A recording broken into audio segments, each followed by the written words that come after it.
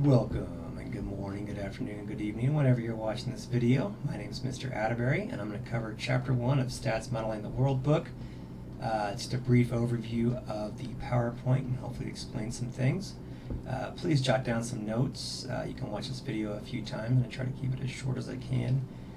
You don't got to write everything down that I say. You don't got to write everything down from the PowerPoint or the slideshow. I'm going to provide this PowerPoint to you. But kind of take in what you can, and I'll try to be clear about what's the important stuff, okay? So let's take a look at the slideshow, okay? So taking a look at the PowerPoint that I provided, the first part's kind of like a basic introduction, introduction, and stats, long story short, there's two ways to look at stats. There's statistics. It can mean statistics, the discipline, kind of like geometry or algebra, right? It's a way of reasoning, along with a collection of tools and methods designed to help us understand the world. Then there's the statistics, the calculations, when you're thinking about the mean, median, like mode, right? Statistics is about variation. Statistics is about variation. That's me trying to make it clear for you guys, okay? So it's not just about like the mean and the median. Those are kind of like the elementary level, the basic level stuff. But when you start learning, you might have learned it before, something about a standard deviation. It's about the middle and then that little wiggle room. Okay, that little wiggle room's variation. So think about things that are average, and usually an average isn't like one number or a middle. It's usually like the middle plus like a buffer. So when they see something like the average guy is like 5'10" or 5'11", just because someone's not that exact height doesn't mean they look sort of average, right? Someone's 6 foot or 6'1" or 2, yeah, maybe they're a little tall, but you know, still kind of average. Someone like myself that's like 5'8", I think I'm a little bit below average, but I still think I'm sort of average, right? Somebody's weight, okay, I'm like 175 pounds. I might be a little bit over average for someone my height, but maybe for my age I might be more average, okay? Maybe I'm not the average, maybe I'm a little below or a little above, but I think there's general sense of this variation which means average, okay?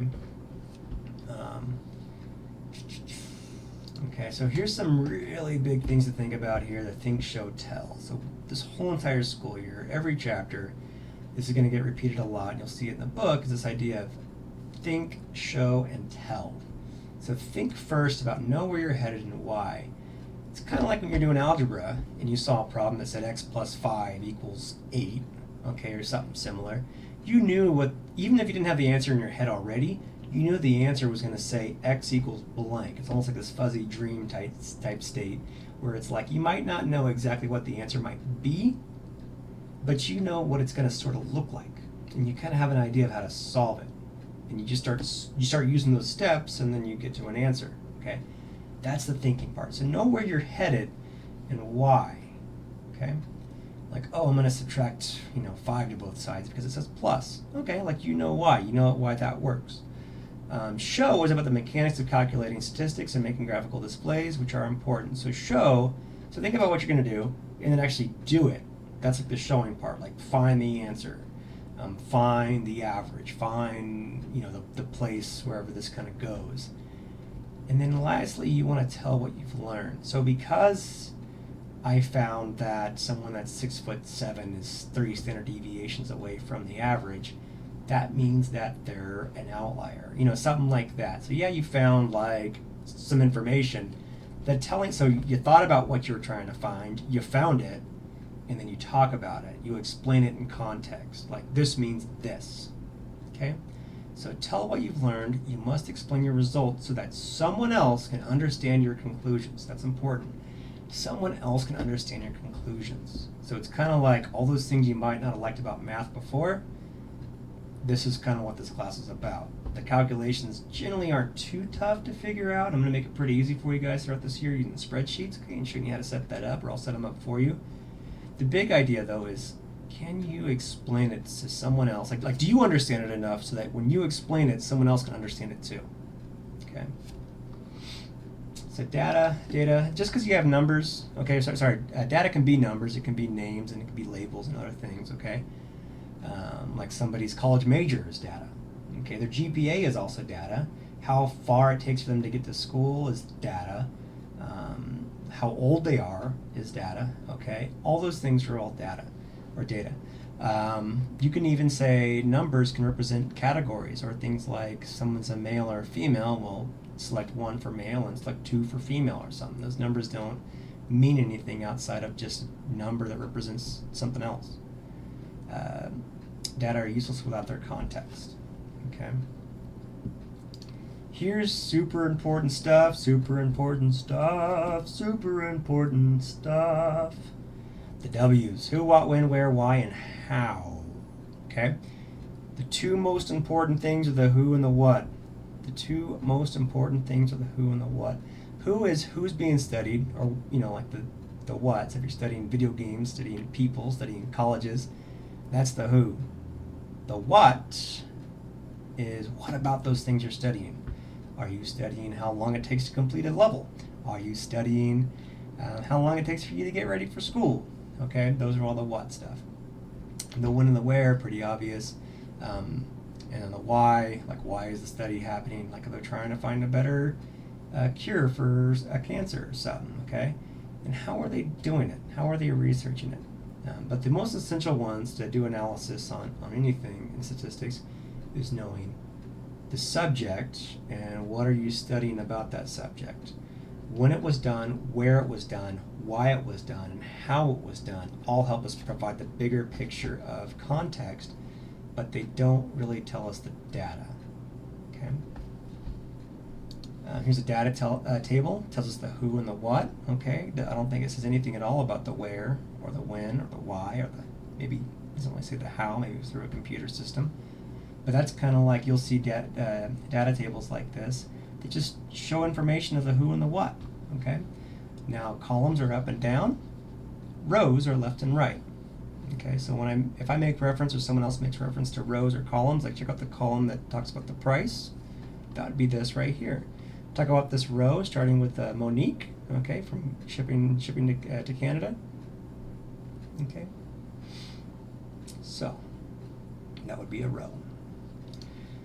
The who, the data tells us the individual cases for which or whom we have collected data. So it's kind of like talks about the who part and different ways to categorize different who's, okay? Individuals enter a survey, we call them respondents because you're making a phone call or sending out an email or something, and when they respond to you to collect the information, they're respondents. People who are experimented on are subjects. So if it's a survey, it's a respondent.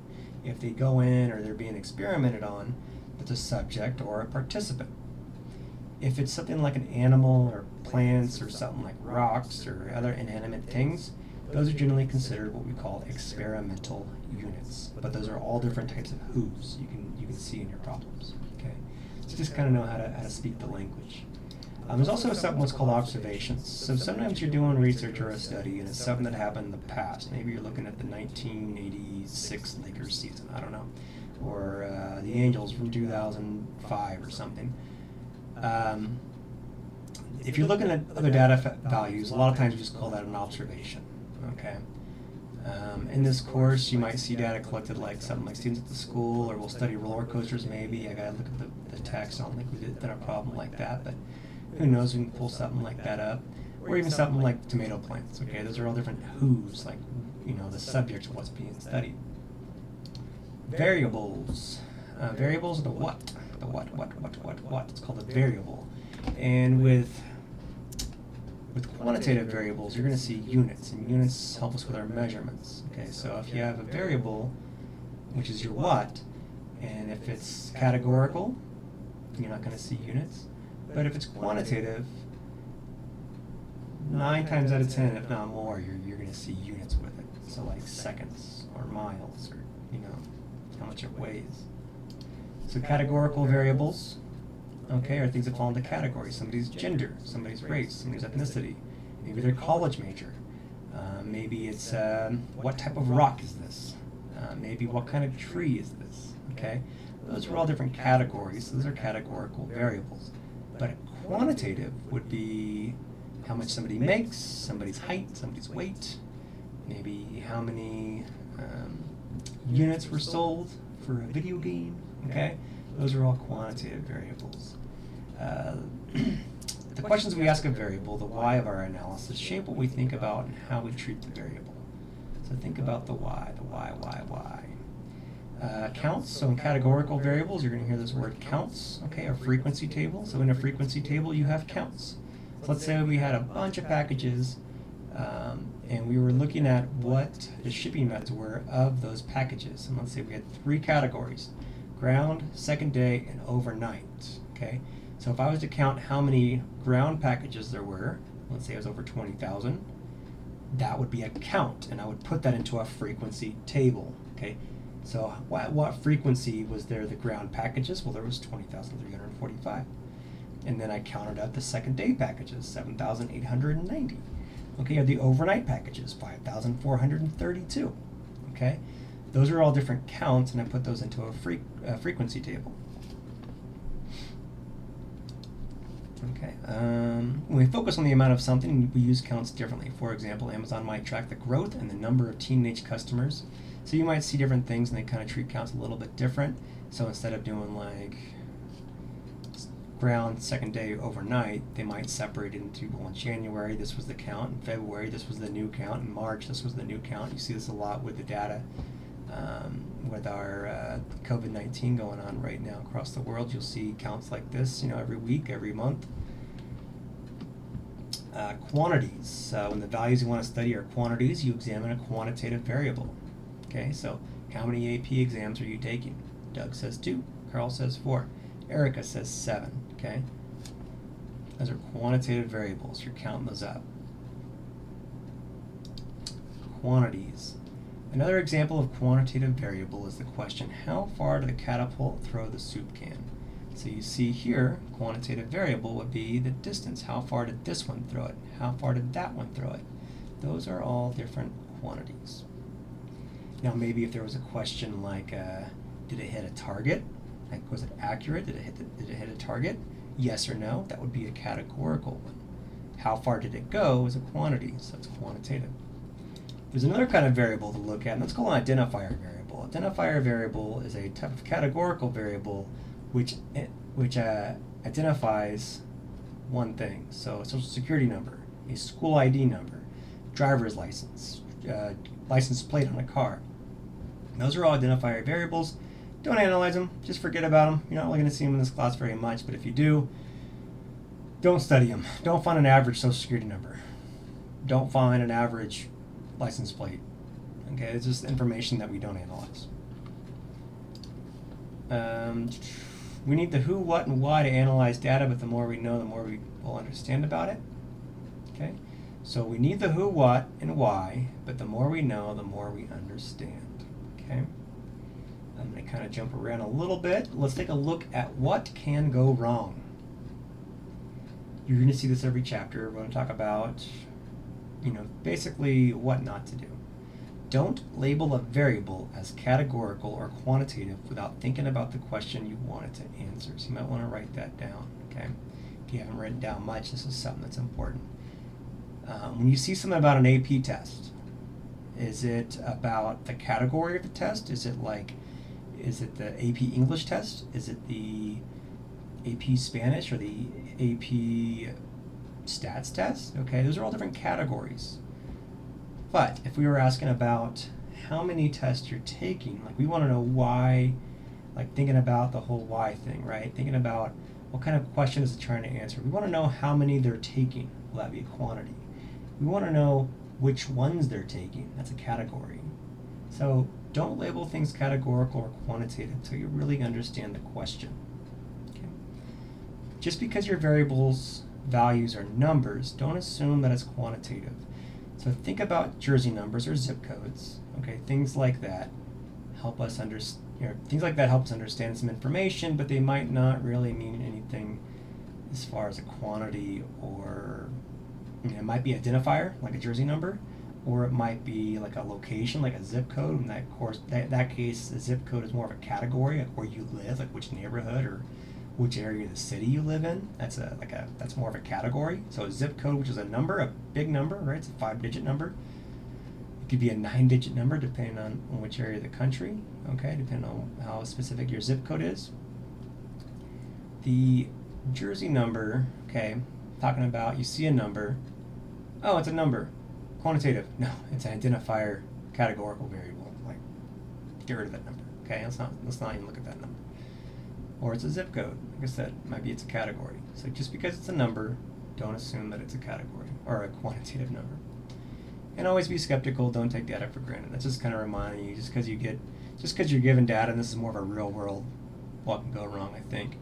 Just because you're given information, think about the why and the how, that kind of stuff. Just be a little more skeptical.